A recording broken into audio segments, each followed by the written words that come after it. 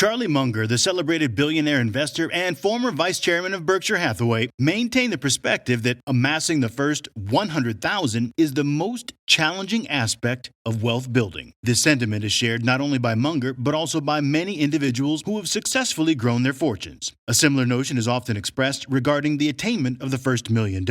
Once you've crossed the $100,000 threshold, progressing to 200,000, 300,000, and beyond becomes considerably easier. The momentum gained from reaching your first million typically accelerates the path to the second million compared to the journey toward the initial million. While this insight may offer reassurance to those diligently working to expand their wealth but feeling discouraged by the slow pace, it underscores the importance of persistence and gradual progress. So why is reaching the first 100K the toughest milestone? Well, there are two primary reasons for this. First, consider it like your level in a video game. You simply haven't had enough time to develop your skills, so you're not yet on par with the more seasoned players. This analogy holds true for earning money when you're young. What's more, this challenge is becoming even more pronounced. A recent study revealed that Gen Z has approximately 86% less purchasing power than the boomers did at the same age. This is partly due to older individuals remaining in the workforce for longer, making higher-paying positions scarce. However, it's not all negative news. The internet provides an excellent opportunity for younger people to earn significantly more money than previous generations, as many older individuals struggle to navigate platforms like Instagram or TikTok, let alone establish an online side hustle. In the realm of technology, there aren't many boomers who can keep pace with a younger generation. The second reason why the initial 100K is the toughest to accumulate relates to the lack of compound interest. Picture your money as a snowball rolling down a hill. As it rolls, it gathers more snow, symbolizing compound interest. The larger the snowball, the more snow it accumulates, thus generating more compound interest. Sounds promising, doesn't it? Well, yes and no.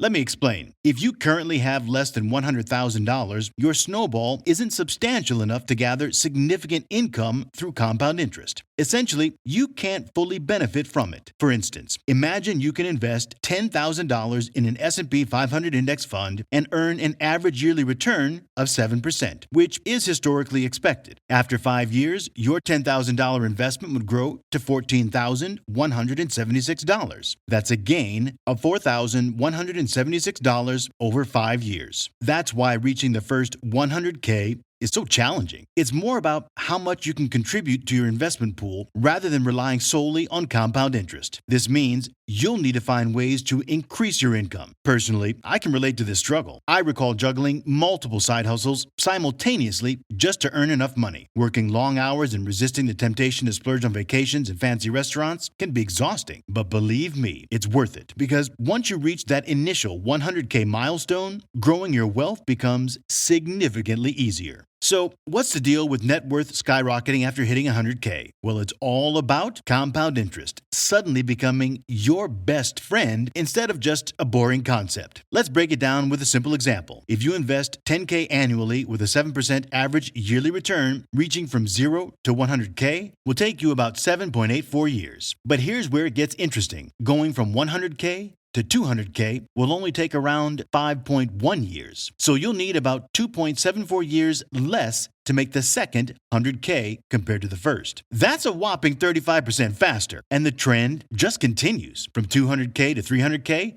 it's about 3.78 years. Then 3 years from 300K to 400K, and just 2.5 years from 400K to 500K. We could keep going, but you get the gist. The chart starts to go wild, but it all kicks off after reaching the initial 100K. So the key is to hustle and aim to reach that milestone as quickly as possible. Imagine if you could shave off a couple of years from reaching 100K. Just think how much faster you'd become a millionaire. Once you hit this point, becoming wealthy is almost inevitable, especially if you invest in a low-cost index fund. To put that into perspective, even if you only saved up 100K and invested it in an S&P 500 index fund without adding anything more, you'd still become a millionaire in approximately 33 years. That's the incredible power of compound interest once you've crossed that $100,000 threshold. So, how can you reach your first 100K? It's simple, really. Just follow these 5 steps. I've personally done this myself, and it really helped me during those early stages of building wealth. So, I hope it works for you too. The first step is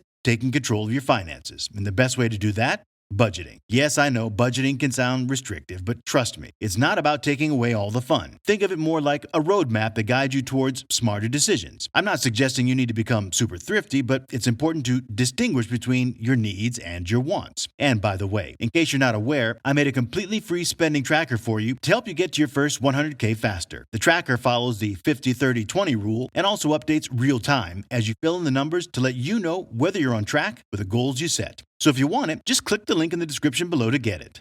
Step number 2. It's all about investing your money wisely. I like to use interactive brokers for this, but any broker that's suitable for you will do. Now, let's do some math. Imagine you invest $250 per month in an S&P 500 index fund and earn an average yearly return of 7%. After 40 years, you'll have a whopping $656,000. But here's the truly impressive part. $536,000 of this comes from compound interest alone. That means you've only contributed $120K yourself. I understand if you're thinking, but won't I be retired and enjoying my golden years by then? I get it. That's why it's crucial to start investing as early as possible to maximize your returns. Now, if you're completely new to investing, I just made a video going over everything you need to know here as a complete beginner. So be sure to watch it after finishing this. Now that your income is increasing, it's time to focus on the third step, optimizing your taxes. It might sound a bit humorous, but the key here is simple. Minimize your tax bill. Let me be crystal clear. Tax avoidance is perfectly legal and a strategy employed by financially savvy individuals. Tax evasion, however, is illegal, and that's not what I'm advocating here. You might argue, but if you're earning more, shouldn't you pay more taxes? I agree with you. The wealthy do contribute the bulk of tax revenues. However, there should also be incentives for entrepreneurship, as entrepreneurs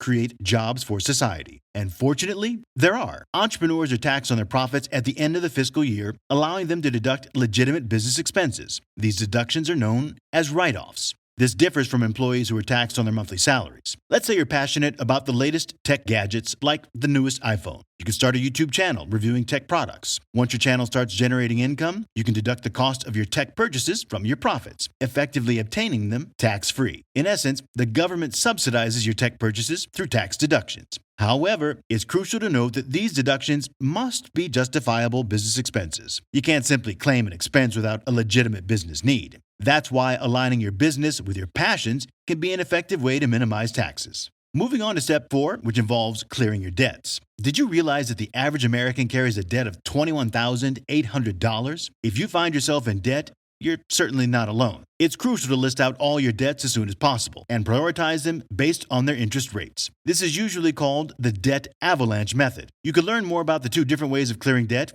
in this video here. It's called debt snowball versus debt avalanche. But start by addressing the debts with the highest interest rates first. This is where compound interest can work against you if you're not careful. Picture it like the scorching sun melting away the snow you're trying to gather to reach your first 100K. If you're burdened with too much debt, it will impede your progress toward financial freedom. My advice here is to make small payments whenever feasible, as every bit helps. Don't become discouraged though, because ignoring your debts will only lead to more stress down the road. So even though it may feel like you're losing money with each payment, consider it an investment in reaching your first 100K. Step 5 involves exploring extra sources of income, commonly known as starting a side hustle. In 2023, around half of Americans have some form of side hustle, even if they've already earned over $100,000 per year. Engaging in a side hustle offers several benefits by diversifying your income streams. This diversification provides you with more funds to allocate to tax-advantaged accounts, thereby increasing your investments. Essentially, you're adding more snow to your snowball, allowing compound interest to work its magic, which, as I've mentioned, is a crucial component of accumulating your first 100K. Once you reach that, you could consider slowing down slightly, according to Charlie Munger. And that's it. If you enjoyed this video, be sure to subscribe for more. And if you want these investing and personal finance tips in written format, then just join my newsletter. I'll send you weekly tips straight to your inbox. Cheers.